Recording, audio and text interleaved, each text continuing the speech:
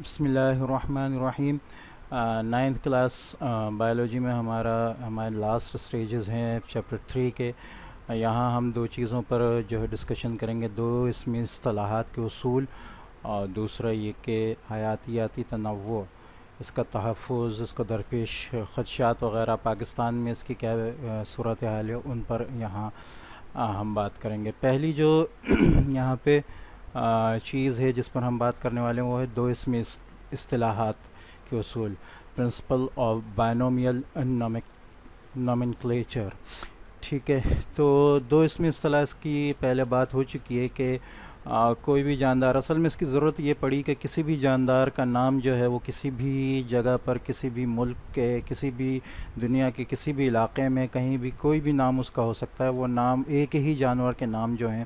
ایک ہی جاندار کے نام جو ہیں وہ مختلف، ایک ہی پودے کے نام جو ہے وہ مختلف علاقوں میں مختلف ہو سکتے ہیں۔ تو اس کو آسان بنانے کے لیے سائنس کی زبان میں تمام سائنسدانوں کے سمجھنے کے لیے ایک نئی اصطلاح جو ہے وہ ڈالی گئی، جو دو اسمی اصطلاح کہلاتی ہے۔ اس کی تھوڑا بہت اس کا ذکر پہلے بھی ہو چکا ہے، اور وہ یہ کہ اس میں جو کہ یہ دو نام جو ہوتے ہیں،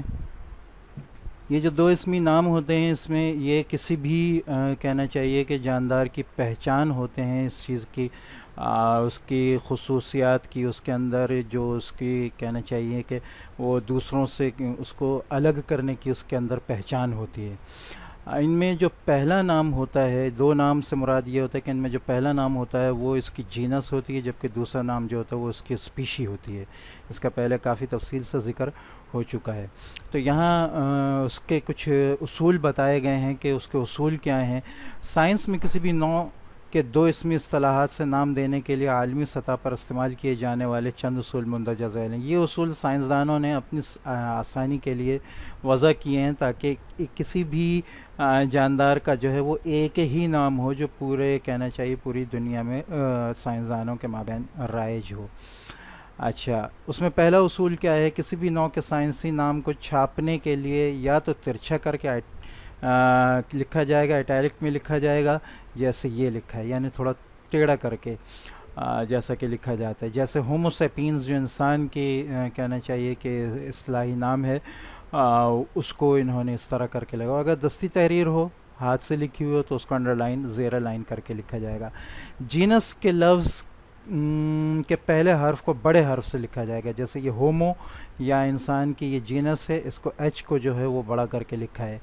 جبکہ اسپیشیز کے نام کا پہلا حرف ہمیشہ چھوٹا ہوگا، جیسے سیپینز، اس میں ایس کو چھوٹا کر کے لکھا گیا ہے۔ تیسری چیز یہ کہ جب کسی سائنسی نام کو پہلی بار کسی مضمون میں رقم کیا جاتا ہے تو اسے مکمل لکھا جاتا ہے، جب اس کا اسی مضمون میں دوبارہ اعادہ کیا جائے، دوبارہ لکھا جائے، تو پھر اس کو مختصر کر کے لکھا جا سکتا ہے۔ جیسے گلاب کا نام ہے روزا انڈیکا، تو اس کو پہلی بار جو ہے جب ہم کسی بھی جگہ پہ لکھیں گے، کسی بھی پوائنٹ پہ لکھیں گے، تو وہاں پر اس کا پورا نام لکھیں گے، روزا انڈیکا، اور اس کے بعد اگر ضرورت پڑے تو ہم اس کو مختصر کر کے بھی پوری تحریر میں لکھ سکتے ہیں۔ لاسٹ بات جو یہ بتائی وہ یہ بتائی، کبھی کبھی سائنسی نام کے آخر میں اس محقق کا نام لکھا جاتا ہے جس نے اس نام کی دریافت کی اور وضاحت کی۔ مثلاً آم کے پودے کا پورا نام ہے میگنیفیرا انڈیکا ایل، تو میگنیفا انڈیکا، اس میں میگنیفا اس کی جینس ہے، انڈیکا اس کی اسپیشی ہے، اور ایل جو ہے یہ اس چیز کو ظاہر کرتا ہے، نام کو،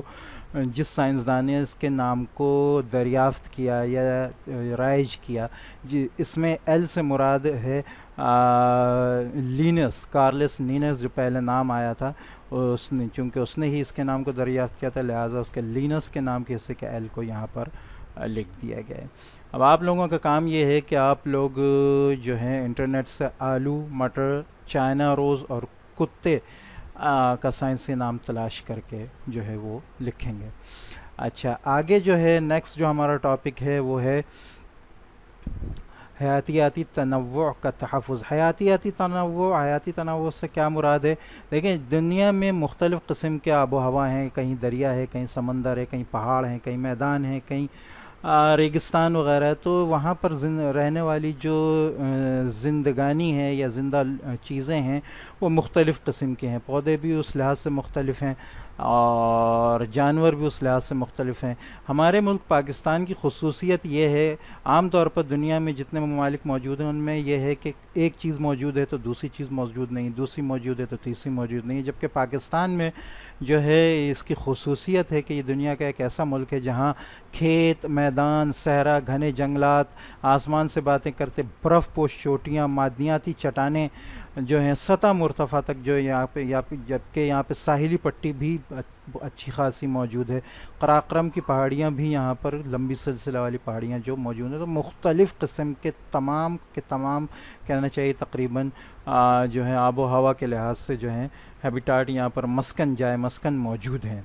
تو لہٰذا یہاں پر موجود زندگانی بھی جو ہے جو زندہ چیزیں ہیں وہ بھی اسی لحاظ سے مختلف قسم کی ہیں۔ اس تنوع کا فائدہ یہ ہے کہ اس لحاظ سے یہاں پر زندہ جو چیزیں ہیں وہ بھی مختلف قسم کی پائی جاتی ہیں، تو لہٰذا پاکستان جو ہے وہ مختلف قسم کے ہیبیٹاٹ جائے مسکن کی وجہ سے مختلف قسم کے نباتات، فلورا اور مختلف قسم کے حیوانات، فونا کے سے بھرپور ہے۔ مجموعی ملکی رقبے کا تقریباً 80% حصہ بنجر اور نیم بارانی خطوں پر مشتمل رقبہ وسیع حیاتیاتی تنوع رکھتا ہے، یعنی کافی قسم کے جو ہیں مختلف قسم کے حیاتیات یہاں موجود ہیں، لیکن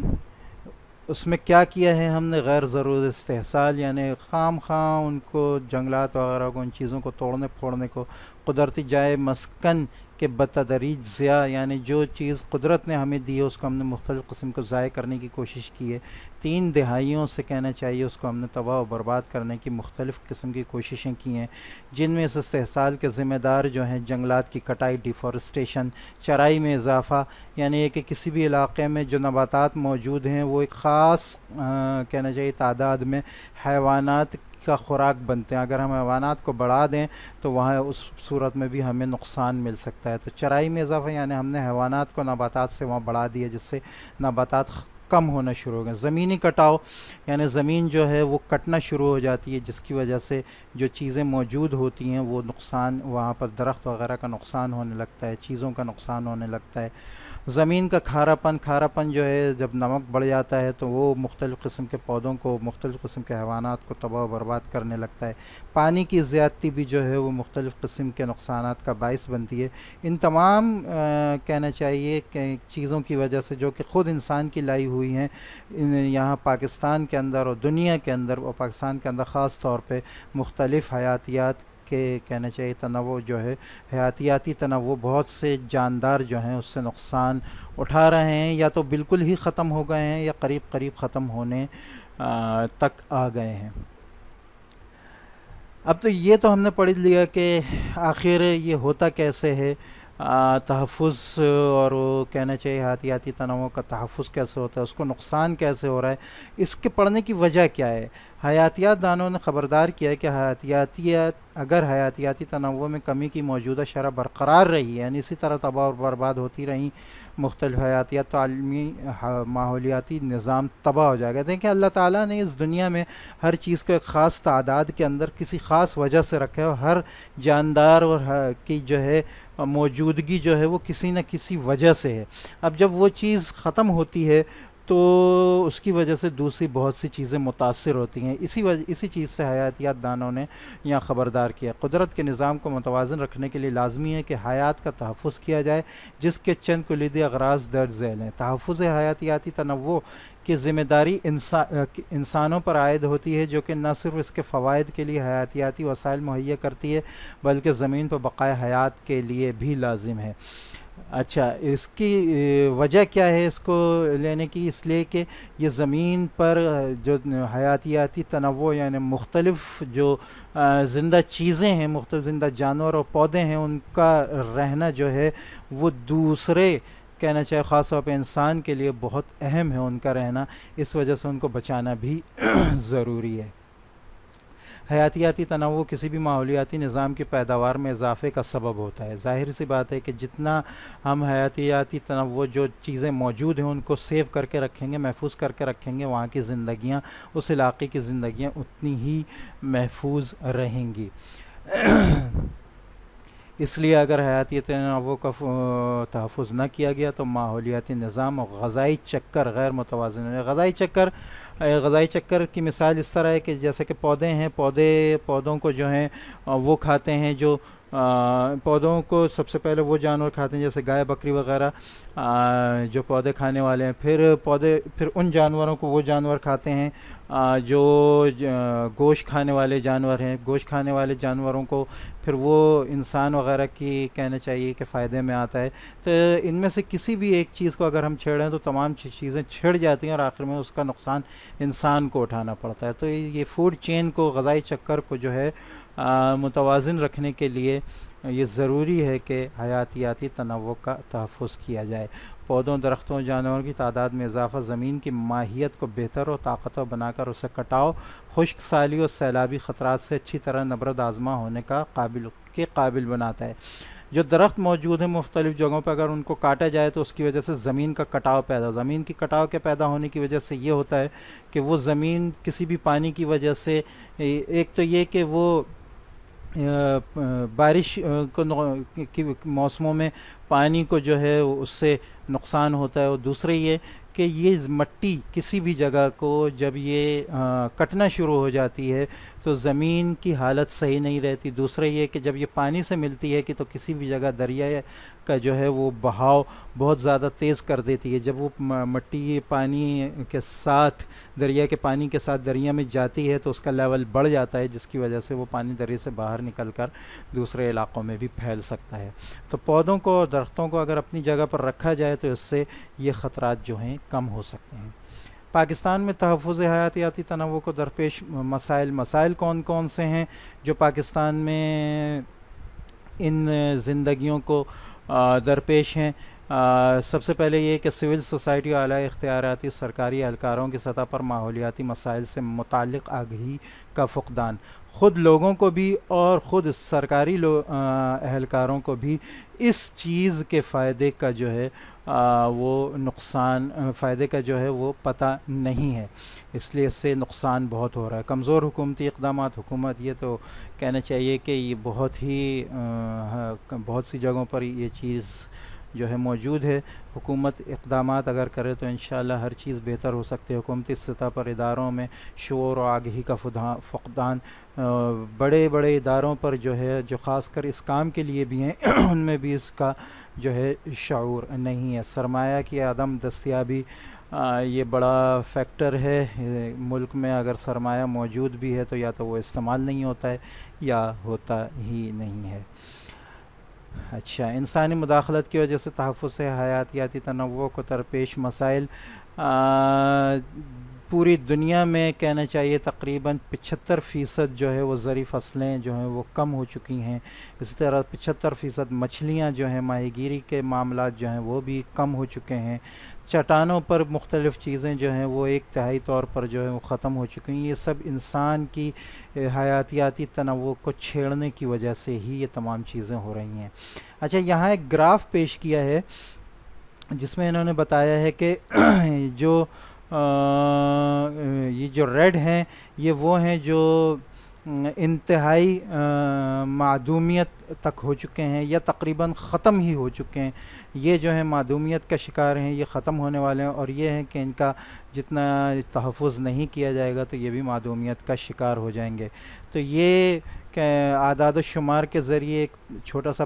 گراف بنایا گیا ہے جس کے ذریعے بتایا ہے کہ ممالیہ جتنے تھے ان میں سے اتنے ممالیہ جو ہیں وہ ختم ہو چکے ہیں، اتنے ختم ہونے کے قریب ہیں، اور اتنے وہ ہیں جن کا تحفظ نہ کیا جائے تو یہ بھی ختم ہو جائیں گے۔ رینگنے والے پرندوں میں بھی یہ دیکھیں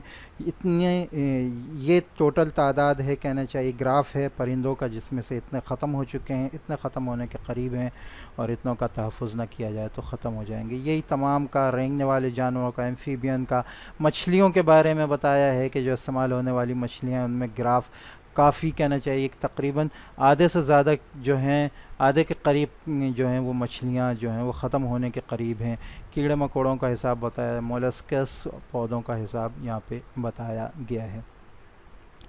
تو یہاں آپ اس گراف سے پہچان سکتے ہیں کہ ہم کتنا جو ہے حیاتیاتی تنوع کو برباد کر رہے ہیں۔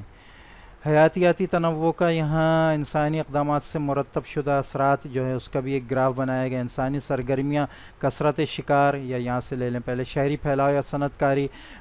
شہری آبادی کو پھیلانے سے یا صنعت پھیلانے سے کثرت آبادی کے باعث عمارت سازی کو فروغ ملا ہے، جس کی وجہ سے حیاتیاتی تنوع جو ہے وہ برباد ہوا ہے۔ جنگلات کو کاٹنے سے زمینی کٹاؤ ہوا ہے، نباتاتی حیات کی تباہی ہوئی ہے، پودے تباہ ہوئے ہیں، قلت برسات، جنگلات کے کاٹنے سے بارشیں کم ہوئی ہیں، مختلف ماحولیاتی تبدیلیاں ہوئی ہیں جس کی وجہ سے حیاتیاتی تنوع جو ہے وہ خراب ہوا ہے۔ آلودگی کی وجہ سے عالمی گرمائش زیادہ بڑھی ہے جس کی وجہ سے مزید جاندار جو ہیں وہ تباہی کا شکار ہوئے ہیں۔ کثرت شکار سے بھی، چونکہ جنگلی حیات کو شکار کیا جاتا ہے تو اس کی وجہ سے بھی وہ اس کے مضر اثرات سامنے آتے ہیں۔ یہ بھی ایک گراف ہے جس میں بتایا گیا ہے کہ معدومیت کتنی ہوئی ہے شکار وغیرہ کی وجہ سے۔ جو معدومیت کا شکار جائے مسکن کی تباہی کی وجہ سے، یعنی جنگلات، جائے مسکن کی وجہ، جنگلات وغیرہ کی کٹاؤ سے، یا جو جاندار رہ رہے ہیں کسی بھی جگہ پہ ان کی وجہ سے، ان چیزوں کو ختم کرنے کی وجہ سے جتنے جاندار جو ہیں وہ تباہ ہوئے ہیں وہ 40% کے قریب ہیں۔ اچھا، شکار وغیرہ سے جو تباہ ہوئے ہیں وہ جو ہیں وہ تقریباً جو ہے نا، ہاں یہ والا ہے، کلر یہاں تبدیل ہو گیا ہے، یہ تقریباً 23% ہیں۔ دیگر وجوہات کی وجہ سے جو برباد ہوئے ہیں وہ تقریباً جو ہیں وہ 2% ہیں۔ حملہ اور انواع کی وجہ سے جو برباد ہوئے 36% ہیں۔ جنگلات کا کٹاؤ، وجوہات اور حیاتیاتی تنوع پر اس کے مضمرات۔ جنگلات کا کٹاؤ جو ہے وہ بھی مضر اثرات جیسا کہ پہلے بتایا گیا لے کر آتا ہے، اور اس کی وجہ سے بھی بہت ساری چیزیں جو ہیں دنیا میں تباہ و برباد کا شکار ہوتی ہیں۔ خاص طور پر کاربن ڈائی آکسائڈ کی مقدار جو ہے وہ بہت زیادہ بڑھ جاتی ہے۔ جنگلات سے جو خوراک حاصل کرنے والے پودے ہوتے ہیں، کیڑے مکوڑے ہوتے ہیں، یا ان سے ادویات وغیرہ جو بنتی ہیں ان کو بھی نقصان پہنچتا ہے۔ جنگلات کے کٹاؤ کی وجوہات بیان کی گئیں کیونکہ ان کو کاغذ سازی، نئی آبادیوں، کاغذ سازی میں یعنی کاغذ بنانے میں استعمال کیا جاتے ہیں، نئی آبادیاں بنانے میں کے قیام کے لیے کاٹے گئے ہیں، لکڑی کے حصول کے لیے، سڑکوں کی تعمیر کے لیے، زراعت کے لیے، کھیت وغیرہ بڑھانے کے لیے، مویشیوں کی افزائش، یہ مختلف چیزیں جن کی وجہ سے جنگلات کو کاٹا جاتا ہے۔ ان کے اثرات کیا ہوتے ہیں؟ گلوبل وارمنگ ہوتی ہے، ماحولیاتی گرمائش بڑھتی ہے جس کی وجہ سے درجہ حرارت علاقے کا بڑھ جاتا ہے، گلیشیئرز پگھل کر جو ہے پانی کو پھینکتے ہیں جس کی وجہ سے سیلاب آتے ہیں، زمینی کٹاؤ بڑھ جاتا ہے کیونکہ درخت کے کٹنے سے ٹرانسپائریشن کا جو پروسیس ہے وہ ختم ہو جاتا ہے جس کی وجہ سے برسات بھی کم ہوتی ہے۔ انسانی سرگرمیاں معدوم، انڈینجرڈ اور نابود وہ جو بالکل ہی ختم ہو گئے، جن کا اب ایک بھی جاندار موجود نہیں ہے، وہ انواع، ان کے یہاں کچھ مثالیں دی گئی ہیں۔ انسانی سرگرمیاں مثلا خوراک کی تلاش یا پھر صرف تفریح کی وجہ سے یا تو بہت سی نسلیں معدومیت کا شکار ہو چکی ہیں یا پھر ناپید ہو چکی ہیں، بالکل ہی ختم ہو چکی ہیں۔ نیچے کچھ چیزیں بتائی ہیں جو چند معدوم انواع مندرجہ ذیل میں دکھائی جا رہی ہیں۔ یہ معدوم ہیں انواع ہیں: برفانی چیتا، سب سمندری کچھوا، لمبی چونچ والی گید، یہ مختلف چیزیں، لیکن یہاں اہم جو اگر ہم ذکر کریں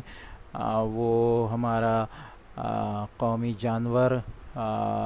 مارخور ہے، جو ہماری کہنا چاہیے قوم کا نشان بھی ہے اور کہنا چاہیے بہادری کا نشان بھی ہے۔ یہ بھی شکار کیا جاتا ہے جو کہ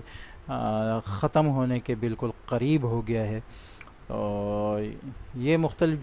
جانور یا جاندار ہیں جو کہ مختلف قسم کے حیاتیاتی تنوع میں کہنا چاہیے ان میں چینجنگ کی وجہ سے یہ برباد ہونے کے قریب ہیں۔ تو آج ہمارا تیسرا چیپٹر بھی جو ہے وہ تقریباً اختتام کو پہنچا ہے، ختم ہو گیا ہے۔ اس کے سوالات بھی انشاءاللہ پوسٹ کر دیے جائیں گے اور جلدی انشاءاللہ 4th چیپٹر کو جو ہے وہ اسٹارٹ کیا جائے گا۔